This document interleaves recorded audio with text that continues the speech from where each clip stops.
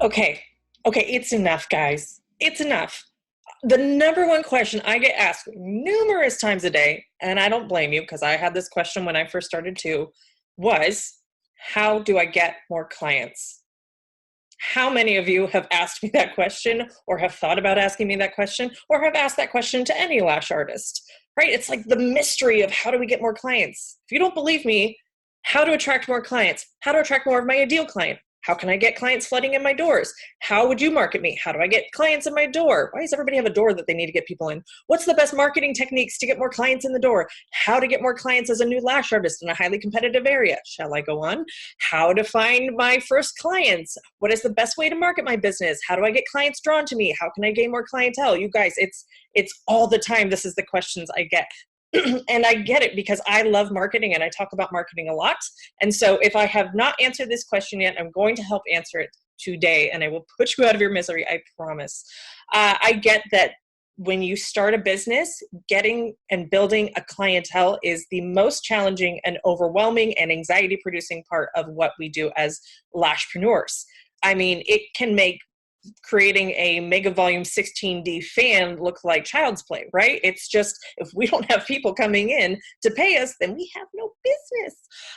So today, on today's episode, I will share with you some marketing tips to get clients in your door and what you need to be focusing on so that you can start to generate more clients and stop asking me this question.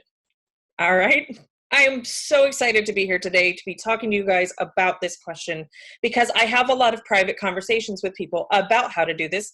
I teach extensively on marketing and building a clientele inside of my group coaching program, the Lashpreneur Society. And so now today I'm going to start sharing some of that information here so that you can have a little bit more clarity and direction in growing your business, because the more you grow your business, the more our industry starts to grow, and we as women are just empowered in general in an industry. So I haven't always been a marketing expert. I don't know that I would even call myself a marketing expert now. I just love it. So I obsess over it. So maybe that makes me an expert, but I'm willing to talk about it. Despite having a business degree and years in sales and marketing experience, I had to learn marketing by trial and error, by failing, by putting my foot in my mouth more times than I care to admit. One of the jobs that I had before becoming a lash artist was I was in corporate sales for a hotel chain, and I had to try and call event planners to try and get them to host their events at our business. And it's cold calling. It was straight up cold calling. They didn't know who I was. I was there trying to ask for the sale without any sort of relationship. And I hated that job. I hated cold calling. I was not given any sort of plan on how to make this work well. I ended up getting an ulcer from that job because I was so stressed out and I was drinking a lot in order to combat the stress. I would just not want to show up. I was miserable. Hated that job. It was actually the last corporate job I had because that was when I was like, I'm done. I'm not doing this anymore. But there were lessons that were learned during that miserable time. And the biggest lesson I learned was something I couldn't change in that position. And that was building a relationship, having a relationship with someone, and not just making it this cold call, used car salesman, spammy kind of relationship building to get somebody to buy something from you. That's ineffective. It's old school. And there's so many more new ways that we can do things nowadays to provide value, build a relationship, create that connection with someone, even though we've never met them. So how many of you can relate? I mean, honestly, that you're scared to put yourself out there. Why are we so scared to put ourselves out there? It's like we open up our business and we're all excited because we're business owners now. And then we shut up about our business. We don't want to talk about it. We're like, okay, why aren't clients just coming to me? So much so that we resort to somebody else marketing our business, like Groupon, or we pay for Yelp ads, or we pay for Google ads. We want somebody else to market our business for us. We're lash artists. We just want to lash. We don't want to talk about our lashing. That seems to be the common approach, that somebody's looking for this magic pill to market them, when really, I will tell you, the number one thing you need to be doing to market yourself is, ready for it, drum roll, talk about your business from your mouth. Not somebody else's mouth. Your mouth needs to be talking about your business. This was the biggest aha I actually had in my business this year, because it worked. Because when I went to go relaunch our group coaching program, I decided I was just going to show up for the 4 or 5 days that we had our registration open. And I was just going to show up online. I was going to talk about my business. I was going to be excited about it. I was going to let all of my fears and self-limiting beliefs just go flood to the back. And I was just going to show up and answer questions about my business. And we did phenomenally. We more than tripled the membership in that group. Over an entire year, I couldn't get more than 70 members in, and we added 290 new members over that 5-day period because I showed up and I talked about my business. And now I have no problem talking about my business, because I know that the right types of people who are following me and the right types of customers or clients are interested in what I have to say. So who am I to kind of bite my tongue and not talk about my business and only post my lash work that sometimes I'm not even comfortable about posting? You're getting in the way of yourself. You need to be the one talking about it, not outsourcing it to your neighbor's teenage kid who has an iPhone and knows how to use Snapchat, not some college intern who has, is taking marketing classes. You yourself, before you ever outsource it, need to learn how to market yourself, because you can't teach somebody else how to market yourself or what your brand is or what makes you unique in the marketplace until you know about it first. So what are some ways that you can talk about your business, or that you should be talking about your business, so that you can start to get more clients? Social media is an obvious one. But what I see from most lash artists is an ineffective way of using social media.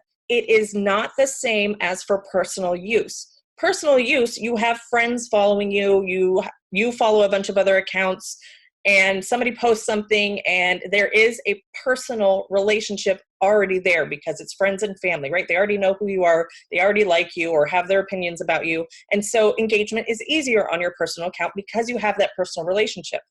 As a business account, your social media is solely directed towards marketing to people you do not have a relationship with yet. You are not using social media to market to your current clientele. They're already clients. You already have a relationship with them. That's where the struggle comes from on social media, is that you do not have a relationship with these people, yet most lash artists are using the same approach of marketing to their current clients or to their friends and family where they already have a relationship built. That is the shift that needs to happen on social media when you start to use it for business, is that you are marketing towards a cold audience, and they have to get to know you. They have to get to like you. They have to get to know the human behind the business, or the humans if you have a team or there's more than one of you. It can't just be this used car salesman attitude of, hey, call me, text me for appointments, bookings available now. You're asking for the sale before you've ever provided value or a reason why somebody should be a client of yours. So the biggest suggestion I can give you for social media is be conversational. Stop thinking you have to be so professional and so corporate, and I can't say things that make people laugh or get a reaction out of people. Just be you. Imagine yourself having a conversation with your best friend. What would you talk about with them? Now, we don't need to get into the nitty-gritty details of what you'd talk about with them, but that kind of casual conversation is how you can start to frame your captions. Caption writing is a huge challenge for everybody. I'm great at it. I love it. It still is a challenge for me, okay? So the more you're storytelling, the more you're being casual in your conversation as if you were actually talking to a person, the more people will start to connect with your captions and engage. Now, here is another huge mistake I see on social media, is not responding to comments. You have done all of the hard work and you won by getting somebody to respond to your caption, and you did not respond back. You did not continue the conversation. So that person showed up for you. Where were you in response? So you need to be able to respond to captions within a timely manner. That doesn't mean you have to spend all day on your phone refreshing, waiting for somebody to comment, but within the same day, or if you post at night, the next morning, be sure to be intentional about responding. Now, for those of you with smaller accounts, you may get the spammy people who are just searching hashtags and you've used wrong hashtags that, got some wine salesman or a tweezer manufacturer commenting on it. Either just like it, you can delete it if you want to, if it's super spammy, like, hey, come follow my, Viagra enhancing profile. We don't need that on there. But if somebody says, hey, great profile, I like your caption, respond back, hey, thanks so much for stopping by. Because that is triggering the algorithm that, hey, this is kind of interesting. Let's see if it's interesting for more people. If you don't respond to it, Instagram is getting the cue that, oh, this wasn't something that somebody was supposed to engage with because they didn't respond back. You have to teach people how you want to be engaged with. And if you want people to message you and call you and book an appointment with you, then you better show up and continue the conversation and be engaging on your own page if you expect people to engage with you. You teach them how to treat you, and vice versa. You show them how you want to be treated. So be interesting, be fun, be educational, be informational, inspire someone, make someone's day better by your posts. Have a little fun and stop being so freaking boring on social media. Stop posting the same photo with the same lash formula of C.15, so fluffy, hashtag no mascara, hashtag eyelash extensions. Call for new appointments available now. I could go to sleep reading some of your captions. Let's start to get outside the box. Not every caption is going to knock it out of the park, but you don't know your voice until you start putting your voice out there. And so until you know your voice, you're going to have to experiment, test the boundaries a little bit, be a little funny one time, be a little entertaining, maybe try inspirational quotes and see what your audience wants more of from you. The only way to do that is to keep experimenting with it. Next, referral programs. If you have a referral program and you don't talk about it, you might as well not have a referral program. In order to have a referral program that works and does the marketing for you while your clients are out and about living their daily lives, you have to make it something they want to talk about too.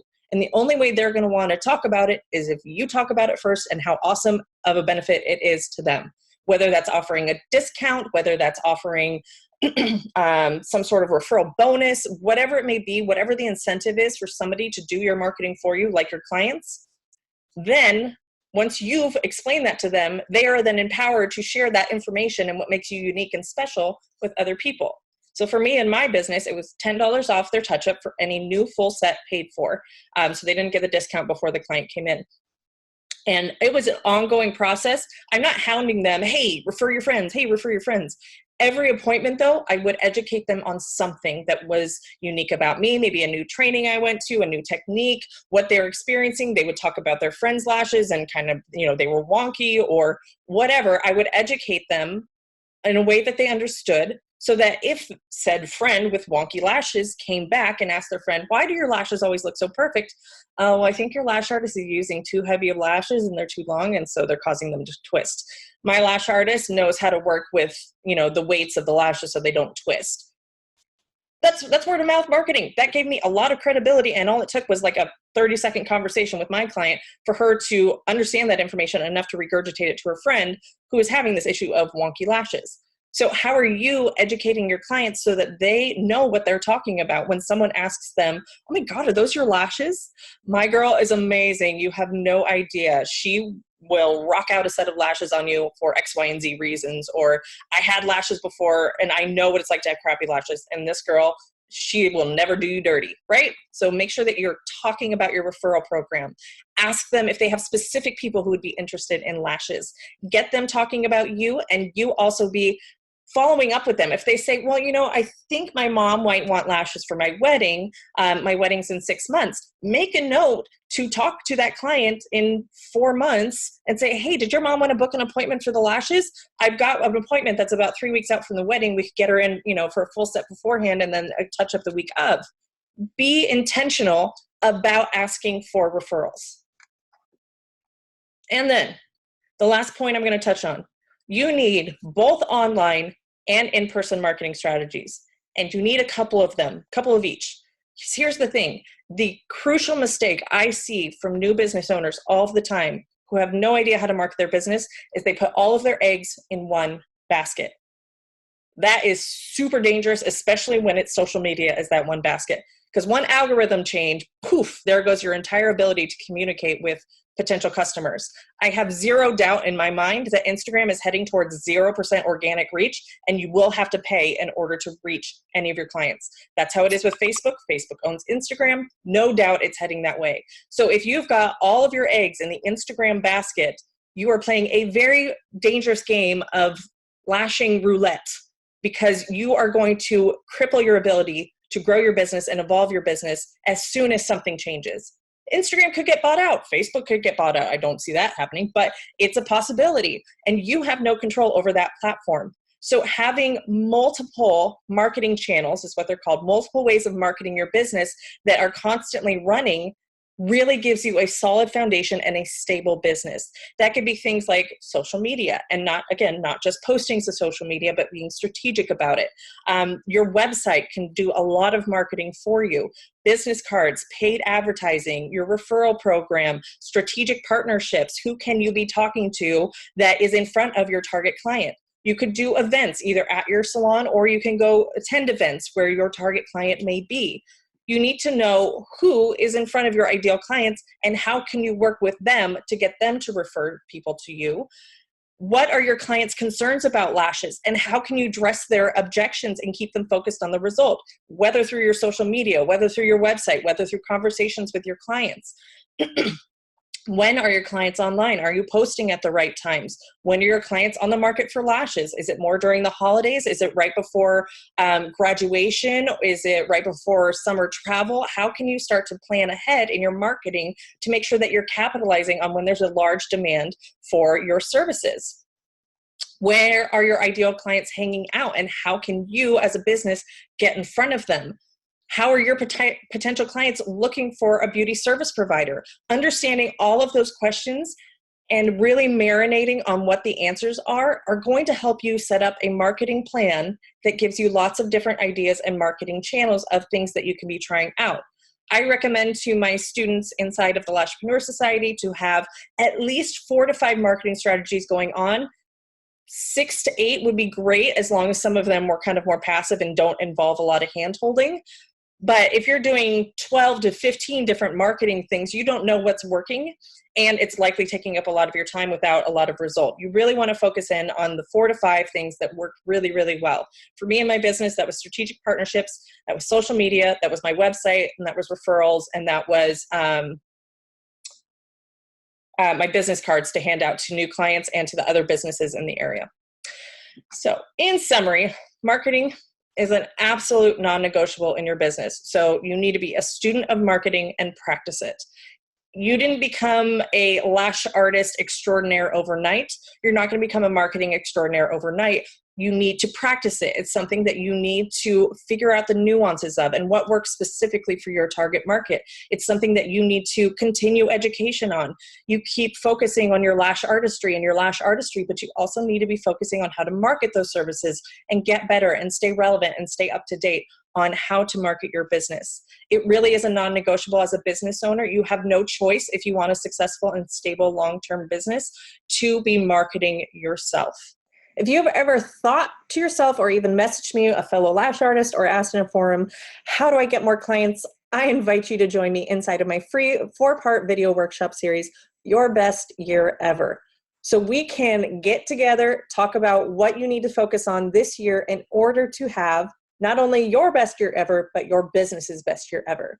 You can learn more about the free 4-part video workshop series and sign up today at www.thelashpreneur.com/free workshop. Until I see you again, happy business building. Have a good one.